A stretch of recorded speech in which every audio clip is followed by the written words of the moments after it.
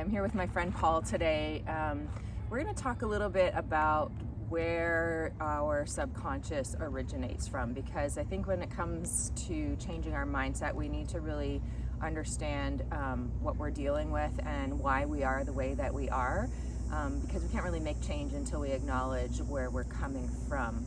And very often, as Paul is going to share with us, it comes from like long before we even have recollection. So it forms like early on in childhood, that sort of thing. So I'm going to kind of let Paul lead us with this conversation as to where does our subconscious come from, Paul? Well, first I'd like to share what the yoga perspective, how we're a consciousness that's given a mind and a body to experience life.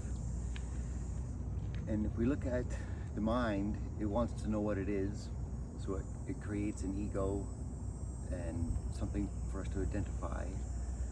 And our subconsciousness isn't us, it's given to us. Like the first 8 years of our life, actually our heart has an electrical magnetic field that extends 6 feet or so, 2 meters around us. And it's the vibration that's set by how we think and our behavior. And that's just something that we're born with. That's part of our existence, of our soul, of our yeah. And our subconsciousness even starts in the womb, because while we're in the womb, we're picking up the mother's vibration and her subconsciousness. So then after that, the first 8 years or so, we're given our subconsciousness by our caregivers and the environment. And what are basically our subconsciousness is our beliefs. And those beliefs create our behavior on how we react after those 8 years, how we proceed through life. So if we don't question it, then we stay stuck in those behaviors. And we spend about 80% of the day subconsciously. So if our subconsciousness isn't healthy, we go through life not as happy as we could be. Yeah. Sort of on that autopilot, Totally, right? Yeah. Okay, so that makes a lot of sense. But so it really depends on what our influences are from the time that we are conceived and all through our infanthood, basically, into our toddlerhood and all of that. So all things that we have not even really any perception of as far as our brain development is concerned. It's all being imprinted. Yeah, we're a blank slate, and then we observe others around us and how they react. Yeah. So that's why when you teach your children, you're teaching your children's children. So you're just passing down your subconsciousness that you received from your parents and they received from their parents and so forth. Okay, so that's how we get into all that ancestral stuff. Yeah, that makes sense. But I guess it's kind of a relief to know that no matter what your upbringing was, because many of us had really, great upbringings and others, did not, right? We came from a place of maybe neglect or abuse or that sort of thing, but it doesn't necessarily define who you're going to be or how you're going to live the rest of your life. You can make change to that subconscious is what we're talking about, right? You want to put the work in to do that. Yeah. Otherwise, you're stuck in a people-pleasing or unhealthy ways to react to situations. So let's go into that one. How does people-pleasing, how does that come about? Basically, people-pleasing is suppressing rage. When you're first or growing up, you are angry and you want to express it. But if you grow up in an unhealthy childhood home where you're not allowed to, or your fear of repercussions, you suppress it. And then, okay, if I can't show my anger, how can I fix the situation? I can please that person to make them happy so I can mitigate the problem in that way. And then we just continue on thinking that worked, I'll just continue my life doing that, still suppressing that.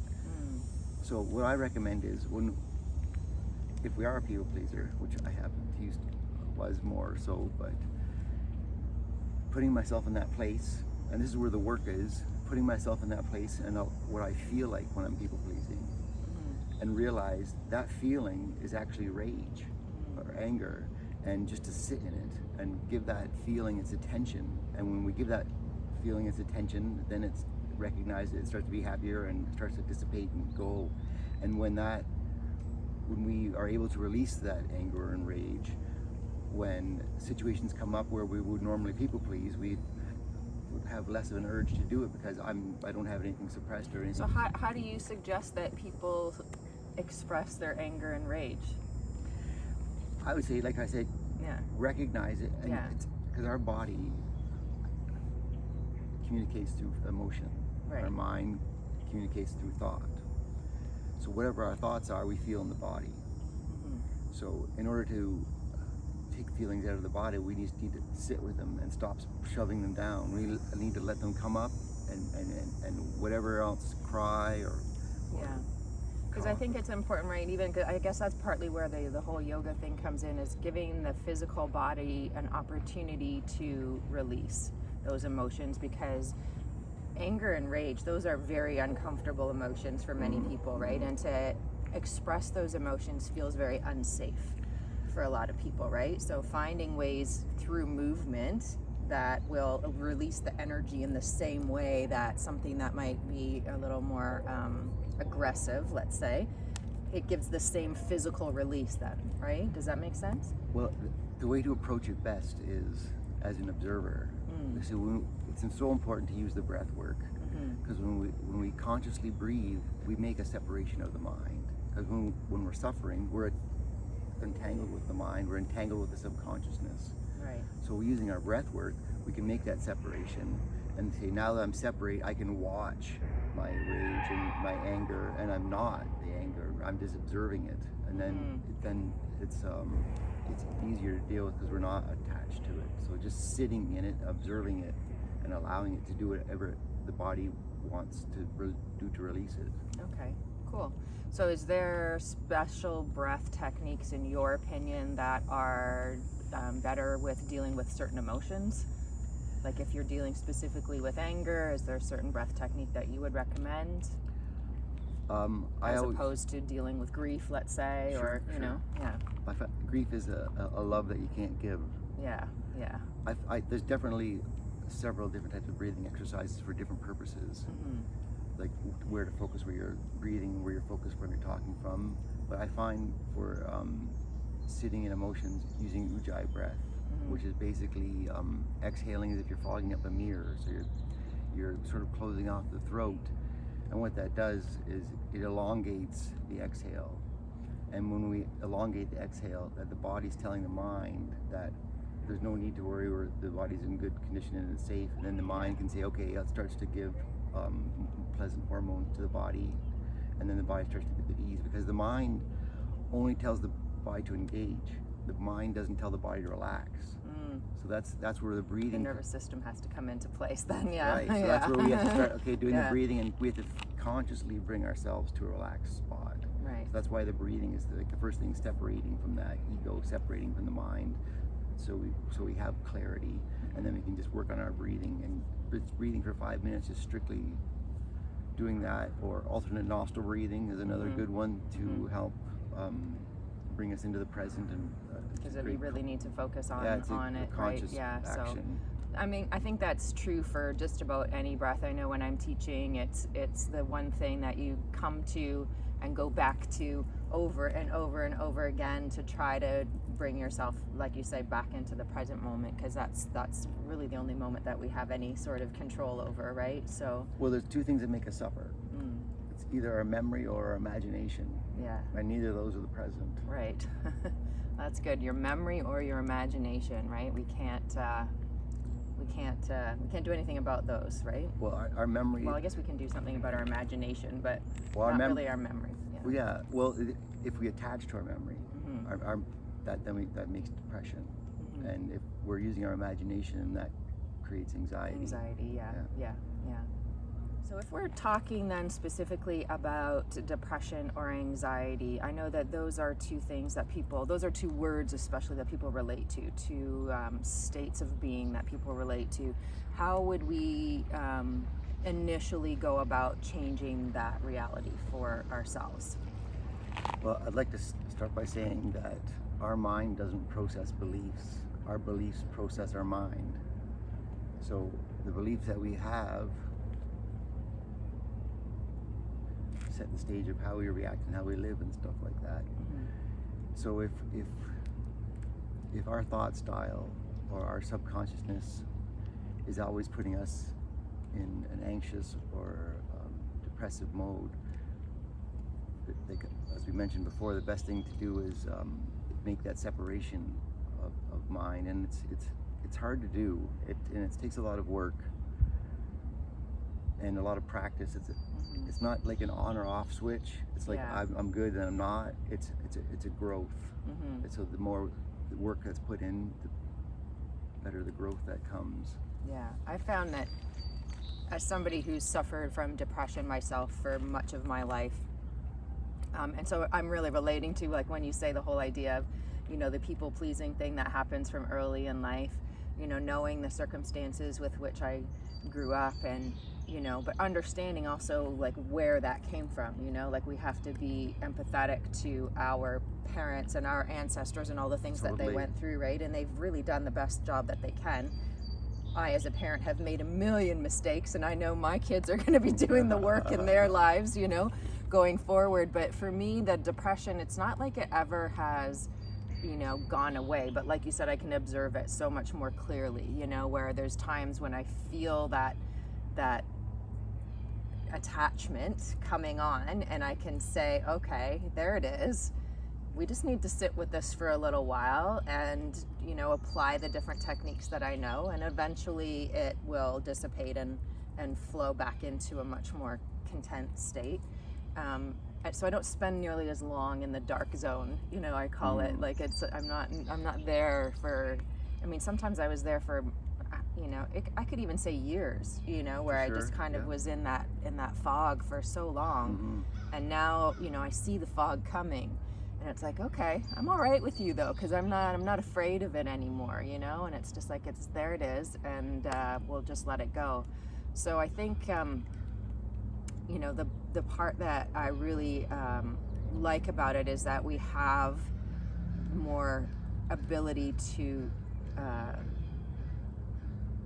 alter our experience, I guess, through what you're saying, right? Through just having that awareness and using those techniques. Recognition is the first step. Yeah. And I don't mean to sound like this is something that medication, or I'm against medication, because medication can help make the depression or anxiety less debilitating, to be able to allow us to do the work easier. Sometimes we just need help, right? Totally. And the brain chemistry is a piece of it too, right? Because the hormones are not being released properly and all of that, and that's where the medication helps, right? Yeah, totally. And also those hormones are coming from our thoughts. Yeah. So what we think. So until we are able to control our thoughts, we can use a little bit of a boost from some medical intervention, right? And talking then to somebody. Hopefully, you know, we'll get to the point where we can create those hormone releases through our own efforts and through our own thoughts. And it's also a matter of finding the root cause. Like to say, like there's cognitive behavior therapy. So if I find I'm in a people-pleasing situation, cognitive behavior therapy says, okay, I don't need to do it, I'm okay, it's good, and I'm just people-pleasing, I can stop. But that's not going deep enough. Metacognition is aware of the thought styles that we have. And so, as I mentioned before, people-pleasing, go deeper, and the root of people-pleasing is a suppressed rage. So instead of just turning off the people-pleasing and proceeding through life, we look inward into a deeper place and say, what is causing that people-pleasing? And then when we understand what's causing it, then we can start to release those things, and then the behavior starts to change. Do you think that's something that you can do on your own, or do you think it's something that you need a professional to guide you through, in your opinion? I think once you understand how to be aware, you can do these things on your own, but it's definitely a bonus if you have someone that can help guide you or show you how to take these steps, because our society doesn't have. There's still so much shame attached, and that's what's so unfortunate, you know, that, I mean, I can tell you, like, well over 80%, it seems like, of the people that I encounter on a daily basis identify as having anxiety or depression, one or the other, or both, you know, and it's not until you open up the door for them to talk about it that they feel comfortable. Like, people are just so still hiding They're just with very a sense judgmental. of shame, right? They're Yeah, and judgmental that's of themselves. That's another thing, and that's another thought style to let go of. judgment. Yeah. Yeah. So, Yeah. 'cause that's we start comparing ourselves, things like that, and then we're just starting down that slope of where we should be. I found one of the most helpful things is working on self-love, because then it gives us, when we start getting more self-love, it can give us the strength to do the work, to love ourselves, to want to make that change, and to put that work in and make that practice. And it's not a matter of, okay, I should be here, because that's the ego, because the ego seeks.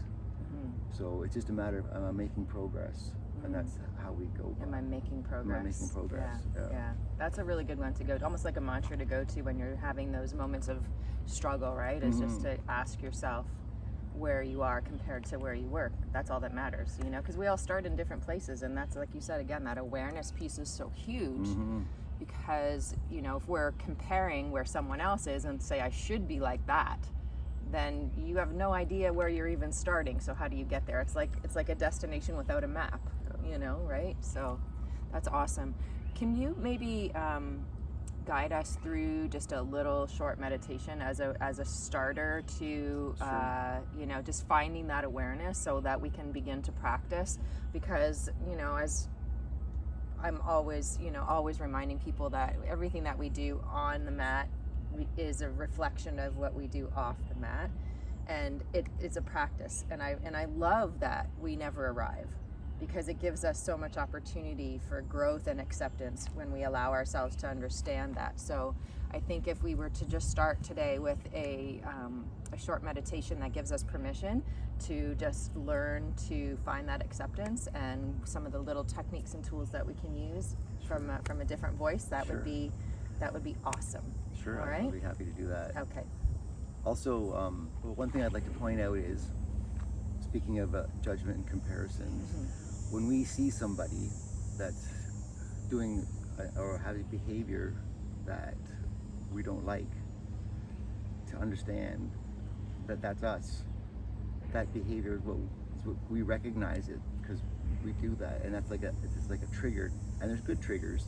So that's a trigger to say, okay, I gotta stop being judgmental, and I start loving myself, and looking into how I react to in that situation where that person was. Yeah, that's a really good point, and I think that's a really hard one to do, and it probably, if I'm honest, took me years to do that, because what happens, I think, like you said, when you see something you don't like, immediately you shut off all doors and focus on what you don't like. But like you said, it so often is a mirror of something that we don't like about ourselves that we want to work on. And I know that was suggested to me years ago, and I tried to apply it, and it was just like, no, it's not me, it's them, it's them. You know, and you go into that thing all the time. But put your guards up. you know, once I started to develop the awareness within myself and where I was coming from, with less judgment for myself, then I started to be able to go, okay, now I'm starting to see this a little bit differently.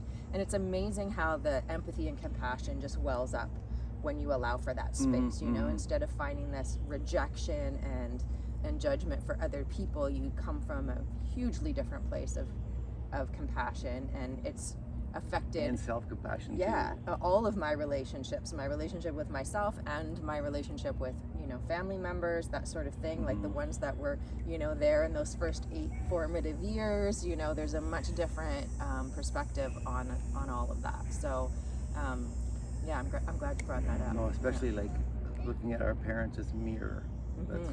That's a good place to start, to look for, you know, looking inward for sure, and understanding yourself. Yeah, because everybody has really great qualities and, you know, not so great qualities that we're still working on in our evolution as souls, you know, and I think it's it's really interesting when you start to take that perspective and look at it a little bit differently. So yeah, thanks for that. Let's just move into a little meditation here. So this breathing exercise is more about getting awareness of the body. So we can start by just closing our eyes, and we'll do the ujjayi breath as I mentioned. We're like fogging up a mirror. So you can do this with your lips closed or your lips open, whichever you choose. Okay, so you want to exhale like you're trying to fog up a mirror? Yeah, so it sounds like... Yeah.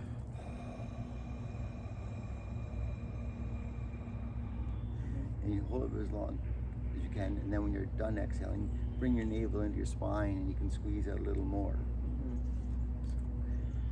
So it's almost like a little, like a pinching of the windpipe kind of thing. You're just making the space smaller for the air to come out, right? That's also go slower, yeah. Helpful to make it slower. Yes. Okay. And then on the inhale, it's a matter of relaxing the throat, so it creates a vacuum to suck air in instead of us just sucking air in our own. Because when we can learn to relax our muscles, then things start to expand and open up where they wouldn't normally be, and then that expansion of the lungs draws the air in, so we get a fuller lung capacity. Okay. So we can start with our eyes closed and just exhaling nice and slowly.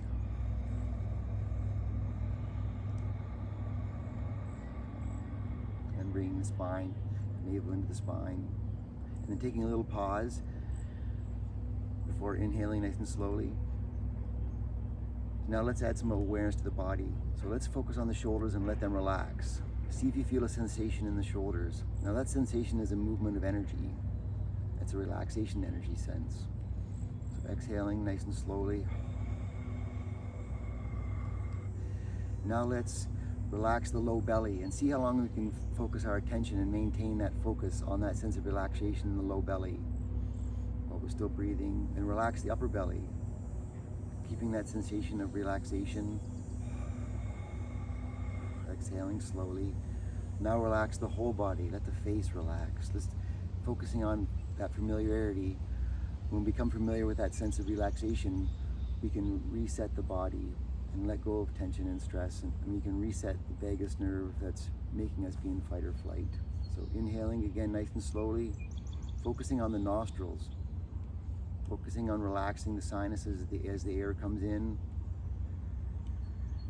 taking our time, feeling that energy come into the body, being at peace, and then exhaling nice and slowly. And then we can do a little thing called neuro-linguistic programming, where we go to our mind and think of a time we were laughing so hard our belly hurt, or someone we love. So we go to the memory and we focus on that feeling and let that feeling come in with the relaxation feeling. Inhaling nice and slowly, bringing that happiness in. Putting a smile on the face that tells the body, telling the mind we're good, and the mind says here's some happy chemicals. Exhaling nice and slowly. Taking the time, bringing the navel into the spine, forgetting about the memory of how we got to feel happy. Just focus on that feeling of happiness. Inhaling slowly. And if you want to move around, if the lungs getting full, lubricate the lungs inside the sacs that they're in, help them. Exhaling slowly as if you're fogging up a mirror still. Lips closed or open. Just nice and slowly. And when you're exhaling, feeling the energy drain into the sit bones. Let that energy drain. Focus on that sensation of relaxation and allow that to become familiar with the body. Inhaling nice and slowly.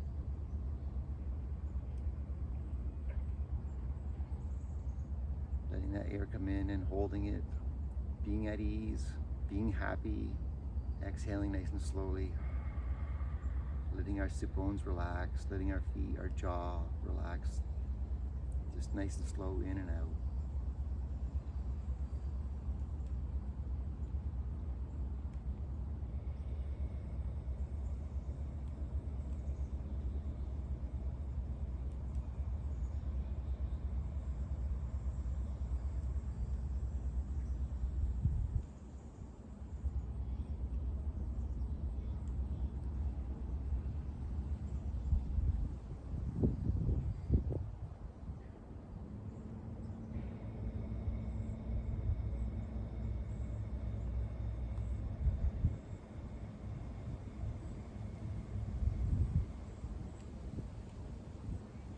So doing this for about 4 or 5 minutes makes a separation of the mind or the ego. Choosing an intention with our inhale, an intention of gratitude or peace. When we inhale, we bring that intention into our present. So let's make our present happy by bringing in gratitude.